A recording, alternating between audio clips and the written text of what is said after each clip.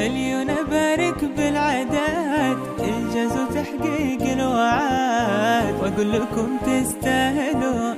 لأن من جد وجد كبيره الفرح أكيد،